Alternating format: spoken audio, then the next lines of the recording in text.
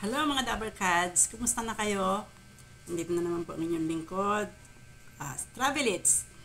Tita Lita is here.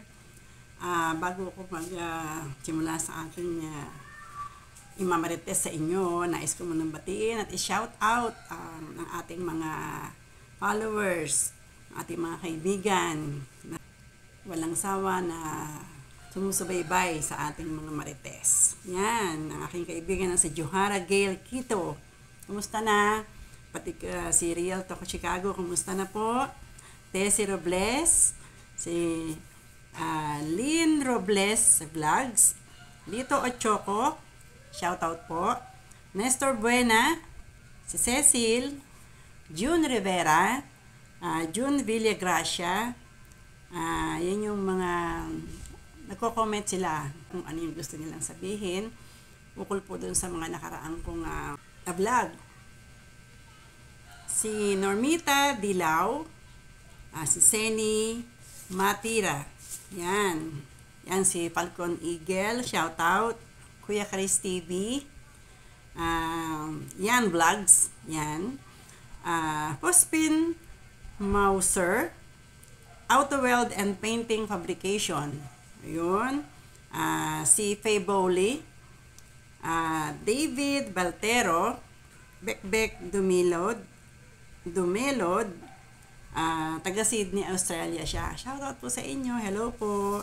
User BW, yan, lagi rin nagko-comment niya sa ating comment section. Ano yung ating mga tinatalakay. Si Charis Mission, Elisa Taura, ito naman po ay taga-Japan. Hello po kayo dyan lahat sa Japan. Ingat-ingat po tayo. Agapito Adventure Vlog, Ernesto de los Santos, at saka Cecilia Quinoch. Yan. For now po, ito muna ang ating mga shoutout. Mamaya po ulit kung matry pa natin mag-shoutout. Meron lang po kung gustong talakayin dahil nakita ko tong ayoko sana siyang i-content kaso parang may mali dun sa ginagawa niya na hindi ko alam kung bumabawi ba siya, hindi ko alam kung anong, basta mai-content lang siya. Iba ang tawag sa kanya nila yung ibang mga vlogger. Papanood ko po sa inyo kasi kayo pong humusga kung ano talaga ang naiisip nyo para sa kanya. Pag namating niya ba siguro napanood na to. After ng kaya na napanood ko na to nung ano niya palang ka-upload. Kaya lang ngayon lang ako nagkaroon ng time. So, panoorin po natin. Ito po ha. Hulaan nyo kung sino. Cats, kamusta po mga supporters ni Mayor Jose Manalo? So, samahan nyo po ako.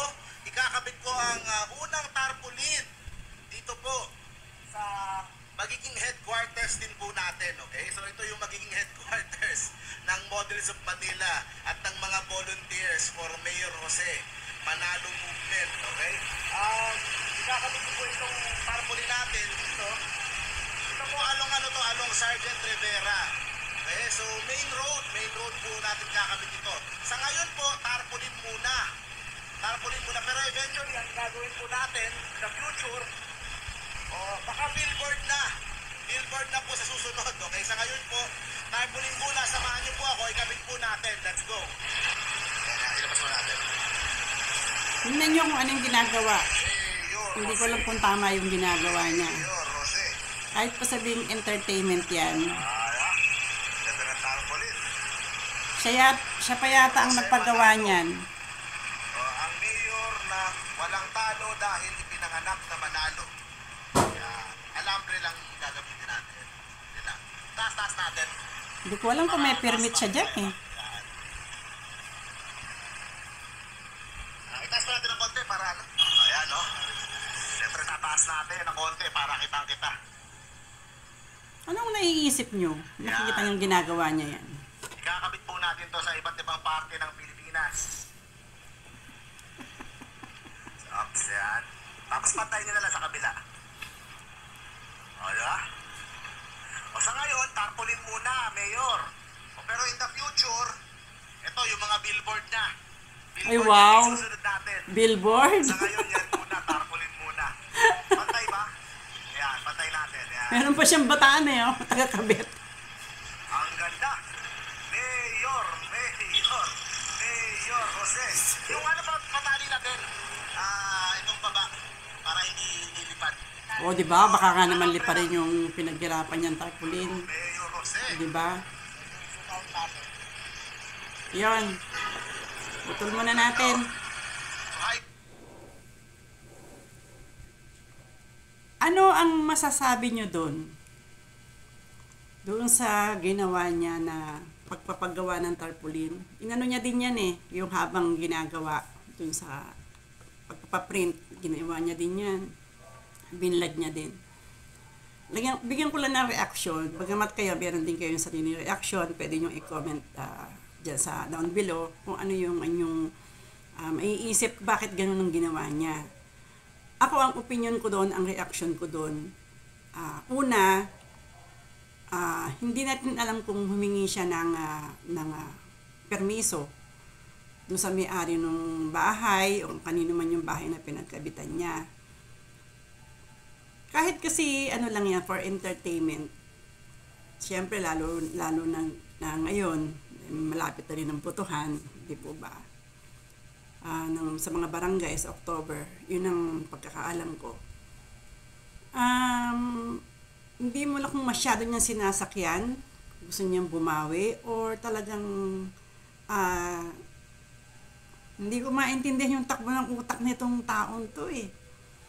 Hindi naman po ugali yung magda-down ng tao, kasi bigyan din natin siya ng benefit of a doubt na baka mamaya talagang gusto niya lang din magpapansin, gusto niyang bumawi.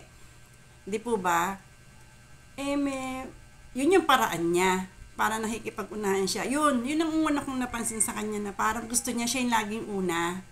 Okay lang yun naman din yun kasi vlogger nga siya. Meron siyang maire-report at nagagamit din yung mga vlog niya. Katulad nito. Yung vlog niya nagagamit ng ibang vlogger. Pero yung sa akin, reaction ko dun sa ginawa niya kanina na nagpasabit siya ng tarpaulin. Kayo po, ano sa palagay ninyo? Ano ang inyong magiging kuro-kuro doon? Hindi ko masyadong maintindihan kung ano ang takbo ng utak niya. Hindi po ba? Yung para sa akin, siguro nakahingi naman siya ng permit doon sa pinagkabitan ng bahay na okay lang yun. Pero yung lalagyan mo pati yung billboard or yung kung salita niya lang yun, lalagyan daw niya ng billboard yung susunod. Ngayon daw, for the meantime, tarpaulin. Di ba? Parang sobrang sinakyan niya na, pero hindi niya alam, parang siya napapagtawanan ng tao. Kung sa kanya siguro, baliwala yung walang kwenta sa kanya yung napapagtawanan siya. Sa akin kasi parang hindi maganda. Halimbawa, pamangkin ko siya. Pinagtatawanan siya ng mga tao sa ginagawa niya. Siguro pwede ko siyang sabihan na ano ba talaga yung, or tanungin ko siya, ano ba talaga yung gusto mong gawin sa buhay mo? Ano yan, para meron ka ng revenue? Di ba? Masyado ka nang sumasakay dyan sa ni Jose. Sila kasi, sila Jose kasi may t-shirt sila. Sinabi nila, meron silang t-shirt na iba-ibang kulay, mamimigay sila. O siya, bigla siya nagpagawa ng red. Nung makita natin, iba yung t-shirt ni Mayor. Kulay yellow at saka kulay parang apple green. O, walang red. Diba? Yun ang napapansin ko na baka mamaya gusto niya lang siya laging mauuna. Pag may mga hearing, nandun din siya. O na siyang nakatambay siya doon, nag-aabang siya. Siguro kasi trabaho niya din yun. Way na rin kasi yun, para nga din kumita siya. Kaya lang, meron siyang ibang motibo. So, sa akin, hindi ako masyadong boto doon sa ginawa niyang yun. No, kaya, yun lang ang reaction ko sa hindi ako natuwa talaga, promise. Ganun lagi ang gagawin niya, baka maasita siya. Mahirap na, mapapahiya naman siya. Para naman sa'yo, model sa Manila, kung isip-isipin mo muna mabuti kung paano yung mga habang nagagawin mo para naman na hindi ka naman masyado napapagtawanan. Tsaka hindi din masyadong nakakahiya dahil hindi ka naman talaga connected doon. At alam niya yata ng ibang mga vlogger na hindi kaya talagang legit, na gusto mo lang magkaroon ng sarili mong paraan or content. Ganon. Basta ako yun lang ang aking mare-reactionan sa kanya sa ginawa niyang yun. Medyo hindi nakakatuwa. Parang nakakatawa. Nakakatawa lang sa iba. Kaya kayo po kung ano yung reaction nyo doon, bahala na po kayo dyan, mag-comment kayo kung ano ang sasabi nyo sa ginawa ni Models of Manila. Okay po, yun lang po ang aking maipaglilingkod sa inyo, yung aking reaction. At maraming salamat po sa inyong pagsubaybay sa akin at pagsuporta po dito sa aking YouTube channel na Travel Eats. Okay po, magkita-kita po tayo uli. Bye!